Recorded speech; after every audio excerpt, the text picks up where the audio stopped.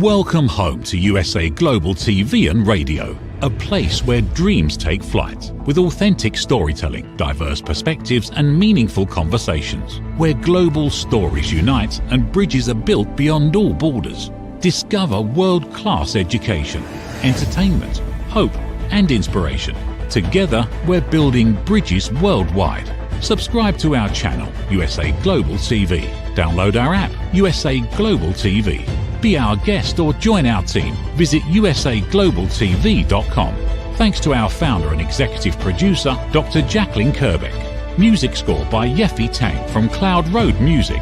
Voiceover artist Mike Porter. Creative direction by Paul Garcia. USA Global TV and Radio. Your home for global connection. All rights reserved. This video and its contents are the exclusive property of USA Global TV and Radio. Unauthorized use, duplication or redistribution in any form is strictly prohibited.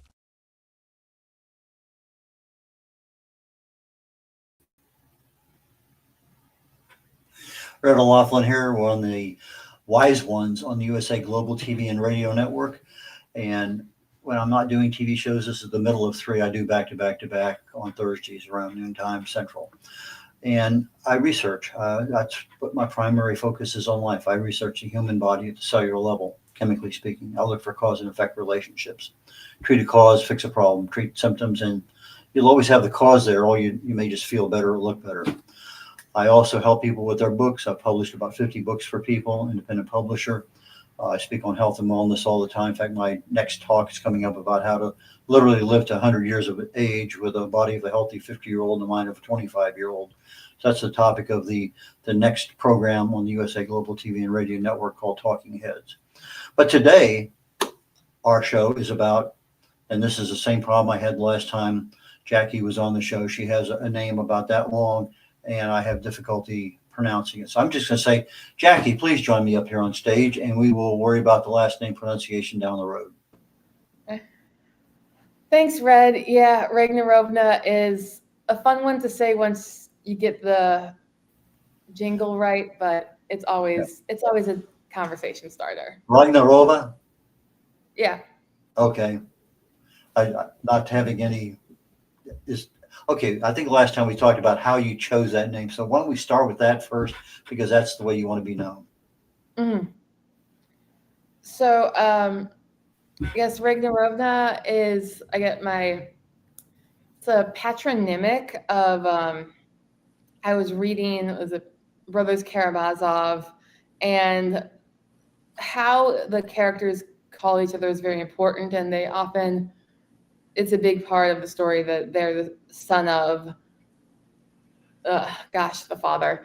And I thought that sounded really cool, and I love the book, so I picked up like the archaic version of my father's first name and put Ovna on the back of it. It rolled off the tongue. I thought it rolled off the tongue, or at least was the same level of difficulty to say as the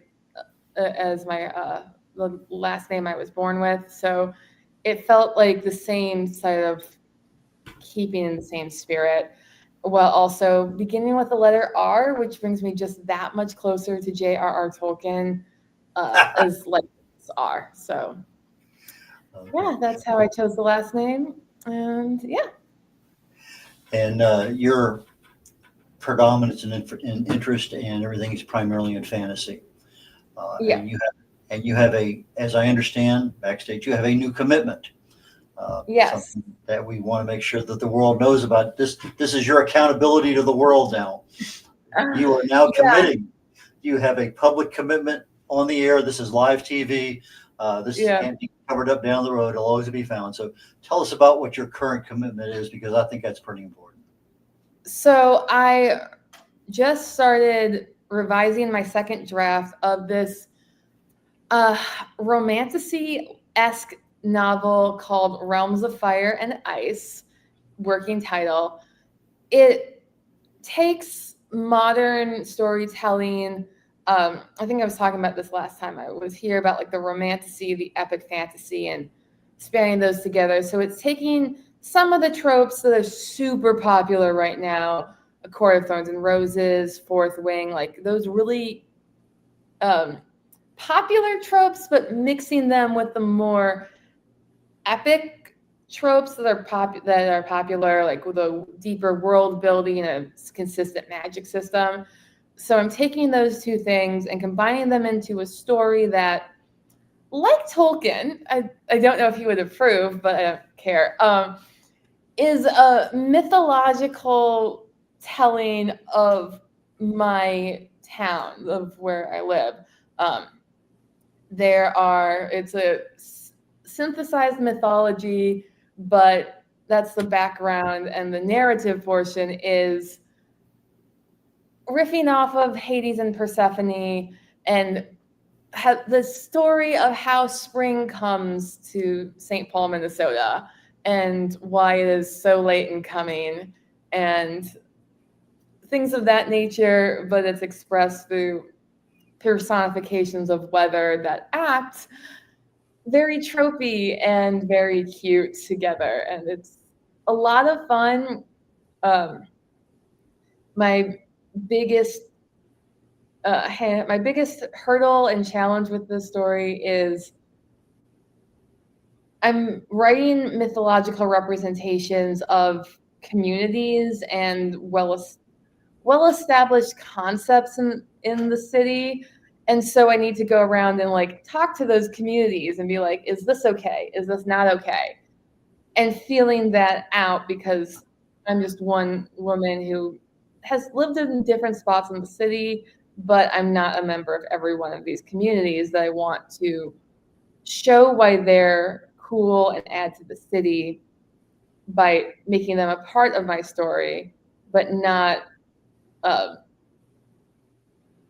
disrespecting them.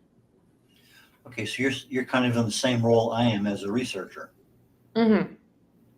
Yeah. Okay, you mentioned St. Paul and the word spring in the same time. Does that mean it's not snowing and the temperature's over 70 once, or how do you define spring in St. Paul, Minnesota? Well, generally spring comes at about 8. If we start talking about when the snow stops falling, that is early April. We'll see the grass again. It will snow again in April. It always snows in April, but then by May we've got grass and flowers blooming, and that's how we think of that for the story. It doesn't get to May. It literally gets to when Winter decides that he'll leave, but he'll be back again next year. So we don't actually get to spring, but Winter decides to leave, and after shenanigans ensue, bringing in concepts like the Anishinaabe story of the Wendigo, of the winter, the dark side of winter.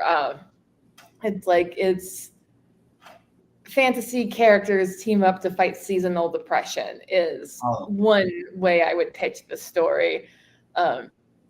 And so they're fighting to bring spring back, but since spring takes forever to get here, the story doesn't actually reach.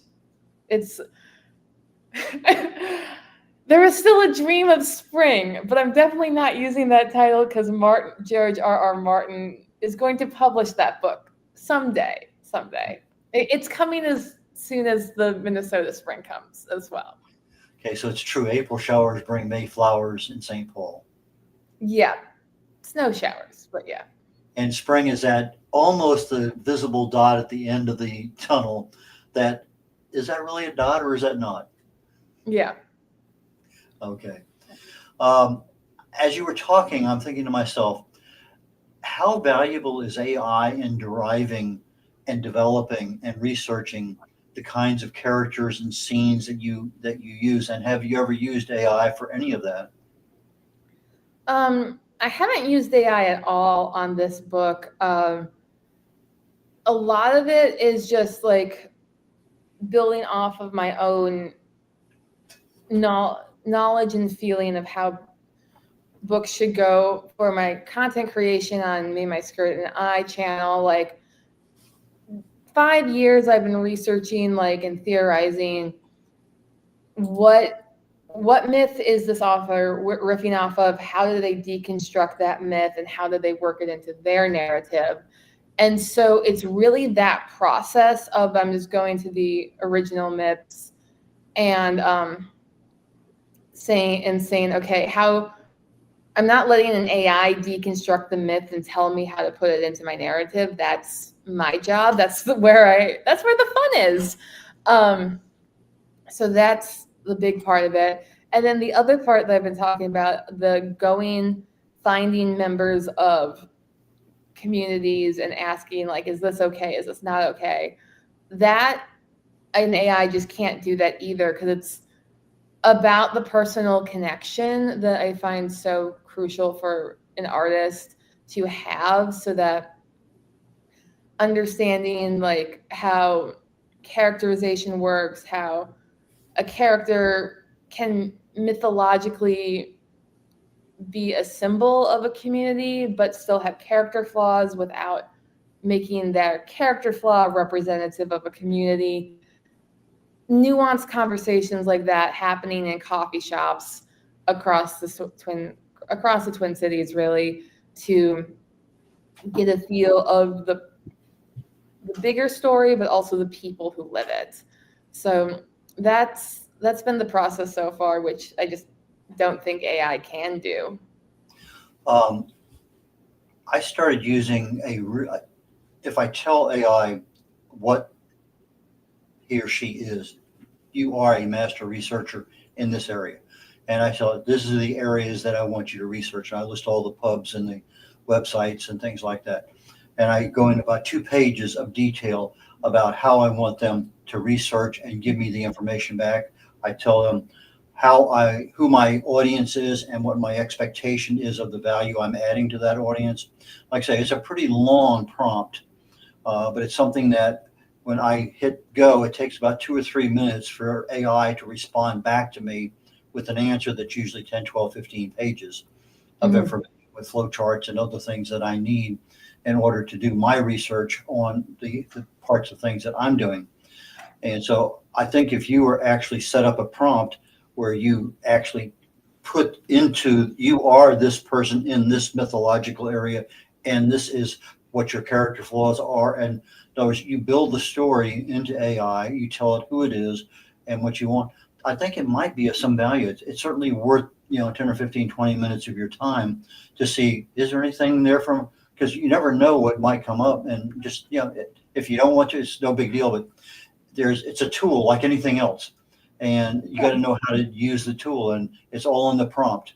And sometimes you say, AI, tell me how to write the prompt in order to get this.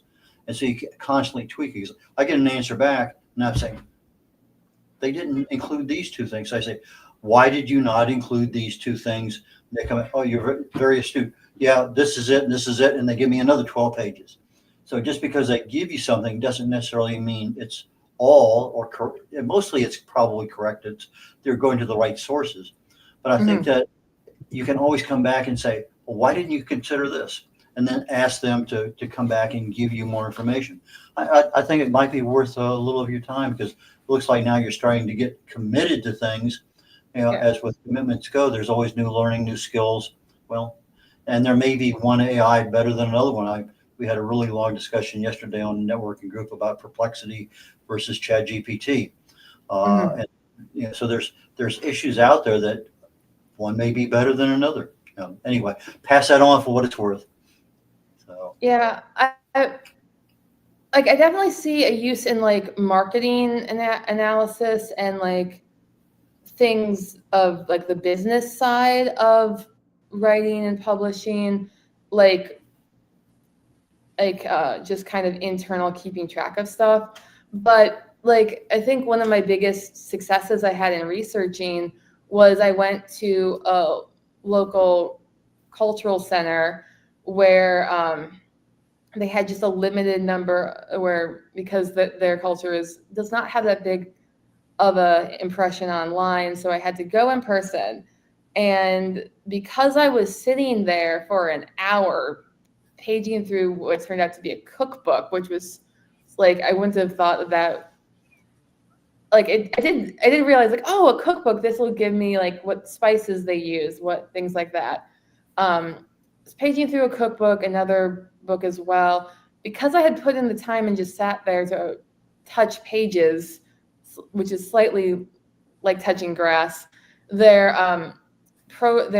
entire head of their organization was like, oh, you're serious about learning about our culture. And then he talked with me for a half an hour, and I got to ask him questions about his experience and things like that, where, yeah, sometimes it's really great, like, to be like, hey, can you check how many stories of spring, like a story of spring kind of thing, like get a number on that from the AI. But sometimes the time of turning pages and forming interpersonal connection pays off as well. So that's what I want this writing process for now to be like, because the whole story is about the importance of interpersonal connection as well. That's where that's the power that the magic derives from. So I definitely want that to be an integral part of the story writing. Do you have a commitment date for the publishing of this book? I'm hoping to get it out by next year. I'm definitely thinking about self-publishing. Yeah, there's like not 2027. So I'm thinking about hoping to get it out by 2027. I'm looking at other authors who had an idea for publishing by December, or at least they had a publishable story by December, and then by January of the next year, they had it out. And that's what I'm hoping for. We'll see what happens, but we're aiming for that. Okay, so you have to plug in the time required for editing and rewrites and proofing. Mm-hmm. And then when do you plan on start marketing this book? Well, so far I'm kind of doing like the zero marketing now, talking about it here. I've flipped over my YouTube channel to just me blogging about my revision process as on a week by week basis. So I did 1 week of that. Did writing like Sanderson. There's week 1 up there already, because I know where the algorithm puts my stuff in front of fans of Brandon Sanderson. I'm trying to pull them in to my writing process on the theory of Sanderson gives writing lectures on his YouTube channel. Sanderson writes books. How am I using those tools to inform my writing process? He is very big on like the percentage of how much he's written. And that I found, like, I started it just first for the gag of like, oh yeah, I'll just riff this off because it looks so fun when he does it. And then finding that in myself to be like, oh, this is actually helping me be like, am I at 48%? So I gotta be starting at the midpoint action scene and things of that nature. So it's. Well, I know you're very, very prolific on YouTube. I think the last time I checked, 450, 460 videos already posted, and you're going crazy just up to that. So we're getting ready to go to commercial break. When we come back, I'd like to go down your YouTube journey, and we will talk more about that and go on. So let's go ahead and go to a commercial break now, and we'll get right back into the program in about a minute and a half. Is it true? Is it kind? Is it necessary? In a world quick to judge, one book dares to reveal the hidden cost of silence. Discover Holy but Harmful, The Silent Sin of Judgment, How Hidden Judgments Destroy Relationships and Damage Lives by Dr. Jacalyn Kerbeck. The Amazon #1 bestseller that's transforming the way we understand ourselves and the way we see others. Pick up the companion workbook to uncover your own hidden judgments and learn how to break free from them. Available now on Amazon and at fine bookstores worldwide.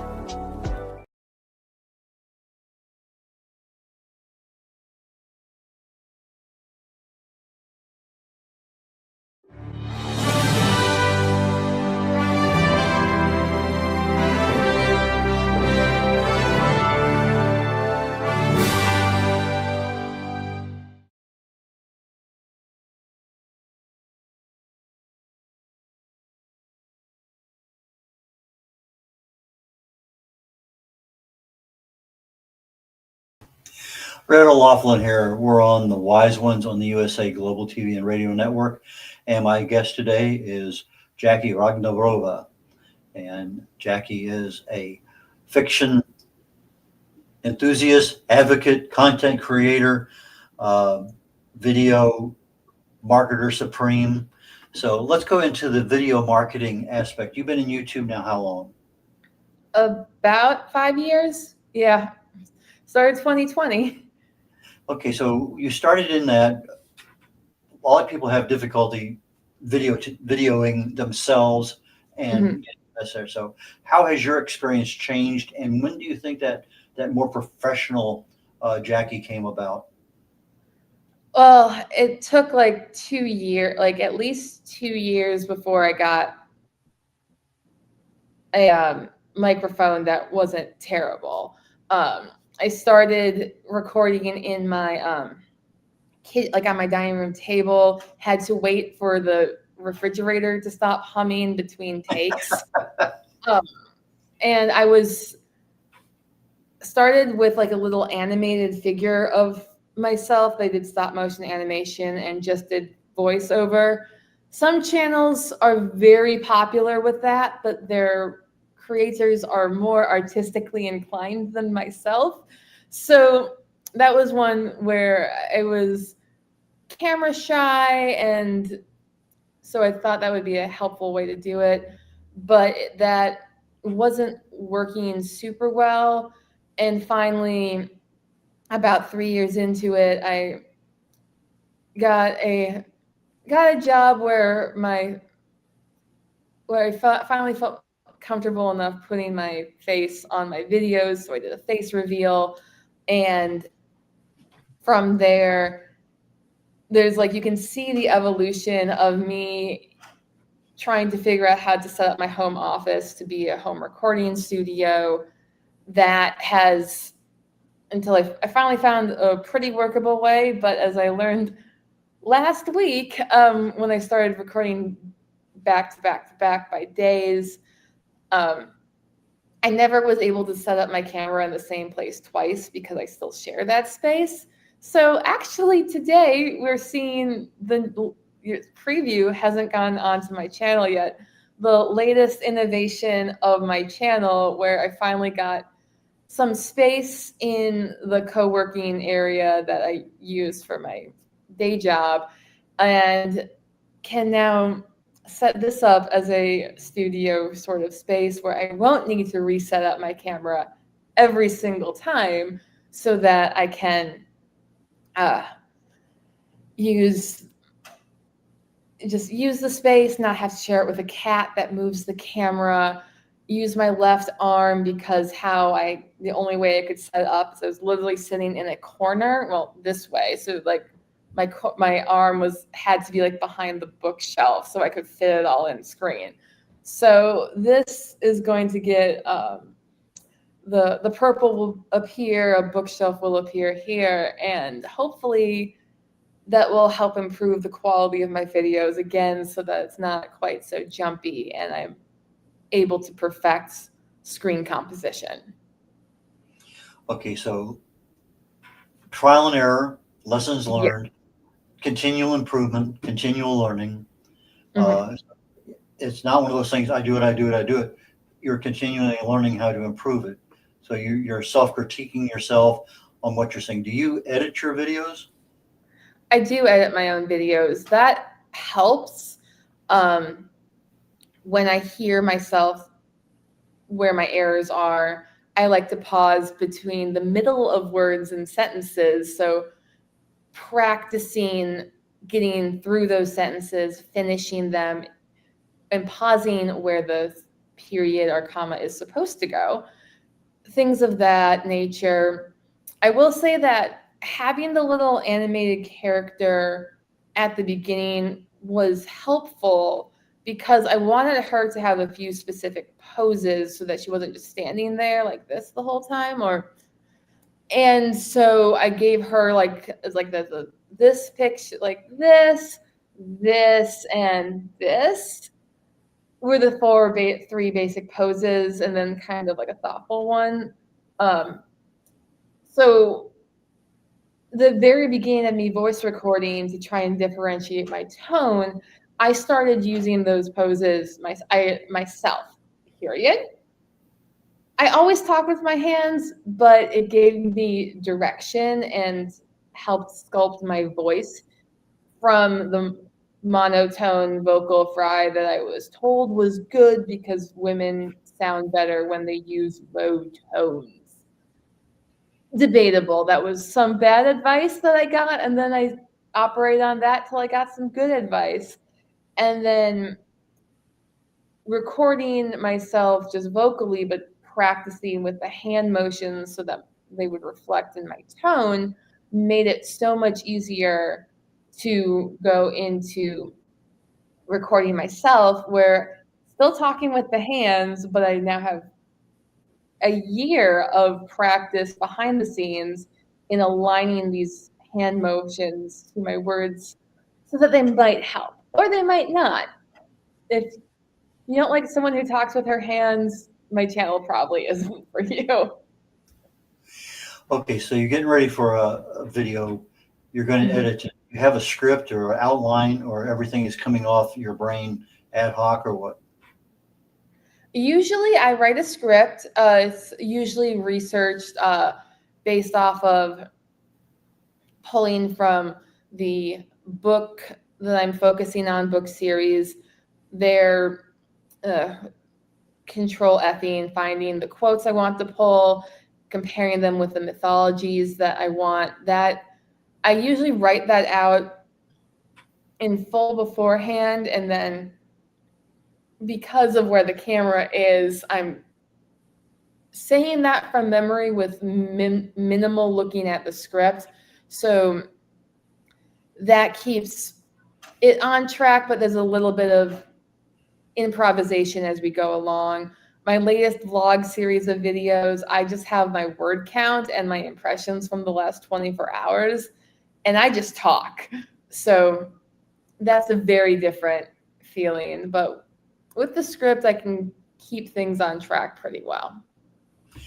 Okay, so how many vlogs do you have versus just other kinds of videos? I'd say that I've only done like 4 unscripted videos my entire history on the channel. I'm very much a think about what I want to say, write it all out, and then say it. That has been super helpful for me and my pausing in the middle of sentences, because if I've said the sentence 5 times in my head before in the process of researching it, writing it out, revising it, it comes out a lot clearer in my mouth the first time, rather than when I'm thinking of what to say as I'm saying it. That's when you get a lot more pauses and stutters and things like that. But it helps. They feed into each other either way. Your website's name, Me, My Skirt, and I. Mm-hmm. Tell us the background. The background?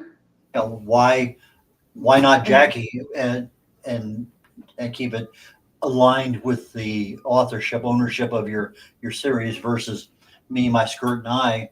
I know there's a background story because you mentioned it on another show we've been on together. So why for this audience? Yeah, so I came up with Me, My Skirt, and I as a brand name for like on its own. I wanted it to be a brand. I wanted it to be a phrase for me that I can associate with undertakings that I've done.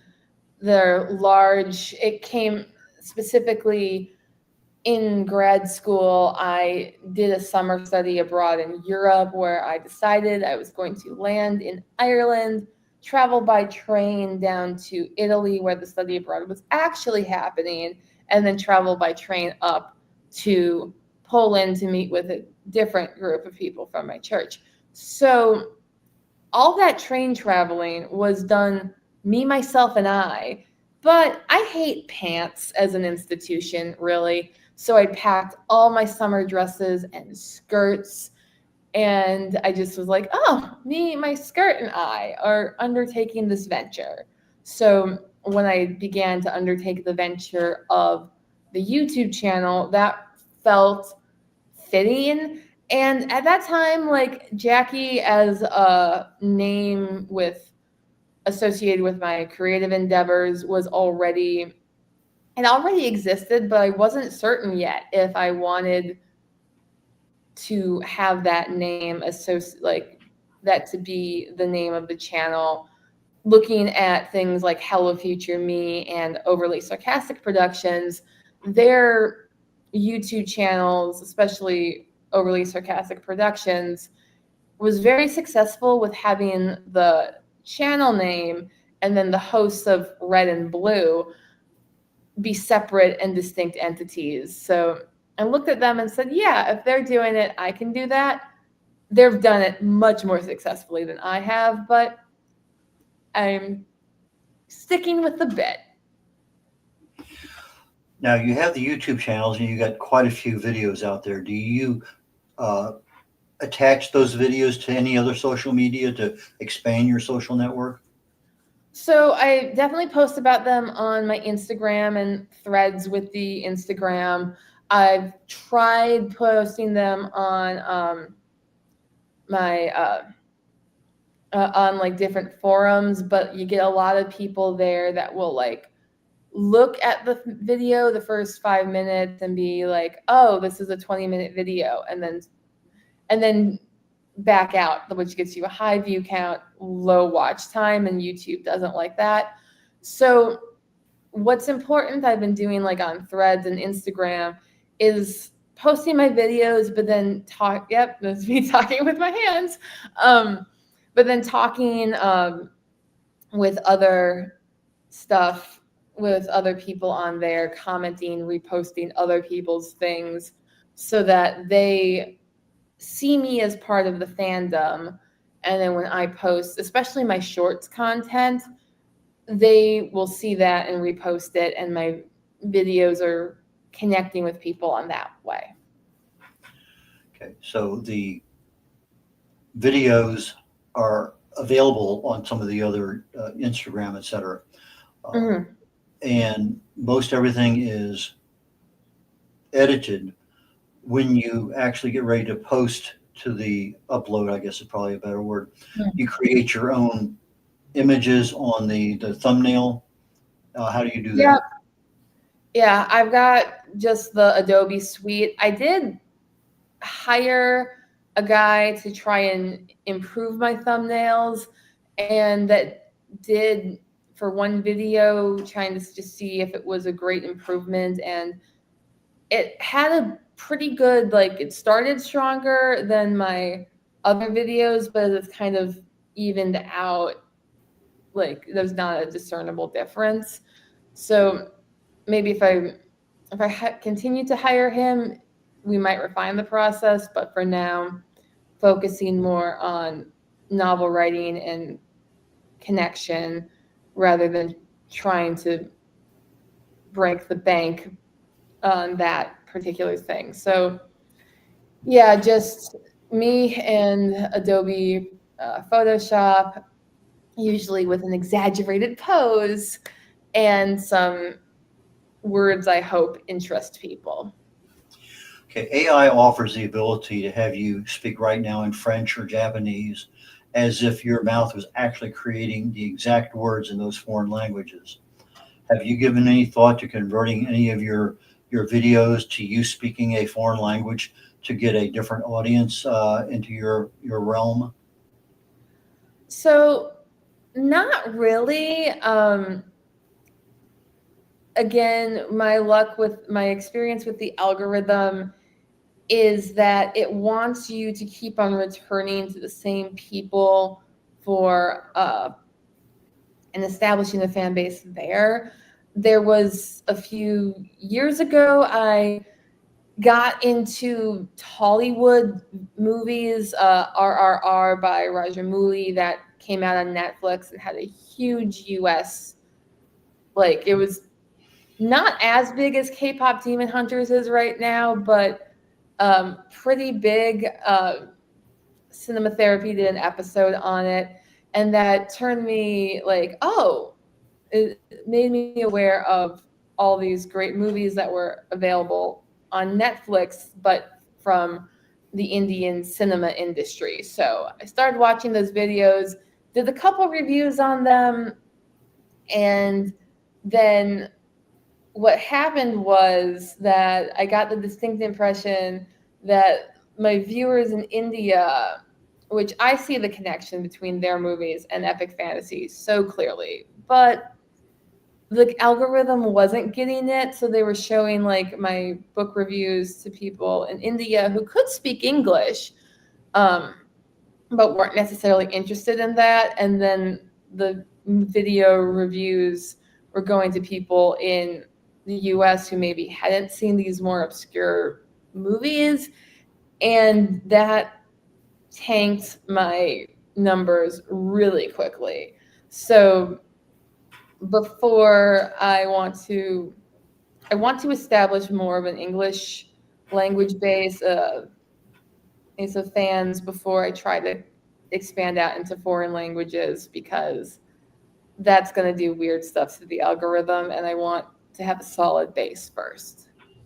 Okay, so it sounds like you have a real keen eye on the analytics of what's going on. So if you did create a Spanish or Italian or Indian channel, it would have probably be a separate YouTube channel. But anyway, we're at that point in time of the show where how do people buy your books? How do they get in touch with you in the event of what's going on? And do you have any appearances in the near future? So I have my YouTube channel, Me, My Skirt, and I. That's the primary way. That's my primarily publishing site of creating content. Instagram, Me, My Skirt, and I as well. Threads, I'm there, talking about my stuff, connecting with writers in process. I am volunteering at Dragonsteel Nexus. I'm not a panelist, but I will be there helping with stuff and connecting with fans of Brandon Sanderson, things like that. So that's my social calendar up and coming. I'm definitely looking into getting my own website and will be posting about that. Also, I have a Patreon, Me, My Skirt, and I, where I guess my diehard 10 fans can regularly converse with me. And if you want to join that, that's available as well. So there's places to get a hold of me, and that will be posting updates there for expanding the brand to include a website and other engagements. So that's my... Well, I know the next time we connect, and I'm sure there will be a next time, you're going to have well over 500, maybe 600 videos on your YouTube channel. And I congratulate you for that. That's a lot of effort that you're putting in to do that. So anyway, thank you so very, very much for being a guest today on The Wise Ones. And I look forward to our next conversation. Take care. Thank you. Brett O'Loughlin here. We're wrapping up The Wise Ones today on the USA Global TV and Radio Network. The next show on in about 23 minutes is Talking Heads. And I'll be talking today essentially about longevity, age related things. How can you stay healthy as you grow older? There's a lot of things out there that actually, if you're aware of it, and most of these are just normal lifestyle choices, our diet, our sleep patterns, our stress management, exercise, the things that we typically do and should do better, literally attack every single aspect of our aging process. But as we get older, things tweak and change a little bit. So today we'll be talking about that. Please join me. If you can't make it live here in the next 20 minutes or so, please go to YouTube and go to the USA Global TV and Radio Network and view it on the archives. So Brett O'Loughlin checking out. Bye now. USA Global TV and Radio proudly presents Steve Klein Art at steveklein.art. My name is Steve Klein, born Manchester, England, 1953. My quest in my lifetime is to create artwork from my soul and the deepness within my wildest dreams and fantasies. In 2012, my heart stopped when I was given too much anesthetic for a minor knee operation, and this near-death experience took me to another multidimensional world, an out-of-body experience, and I was given the gift of being blessed by an overwhelming, burning passion to become, for the very first time in my life, an artist with an eternal, passionate desire to bring my art, which I've named multidimensional, subliminal, freeform art, to the world, as only 3% recover from what I experienced, and now in my golden years want to release my cosmic, vital energy through my art to allow people to be a part of my cosmic dance. To learn more, email roccogoodwine@gmail.com. For VIP pricing, mention USA Global TV and Radio.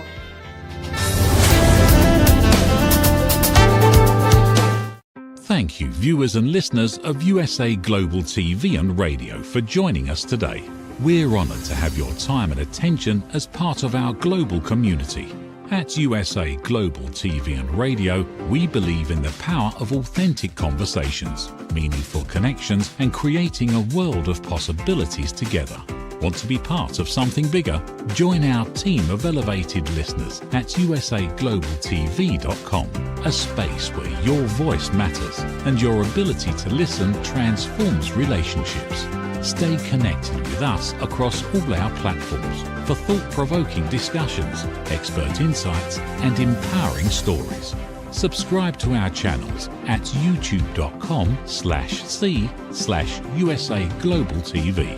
Follow us on social media and explore the endless opportunities we're creating for growth, learning, and inspiration. Together, we're not just broadcasting, we're building bridges and changing lives one conversation at a time. For inquiries, contact us at info@usaglobaltv.com. Music by Johnny Dies. Produced by Executive Producer and Director Dr. Jacalyn Kerbeck. Voiceover by Mike Porter. Creative Direction by Paul Garcia. All rights reserved. Copyright 2025. Visit usaglobaltv.com to view our full terms and conditions.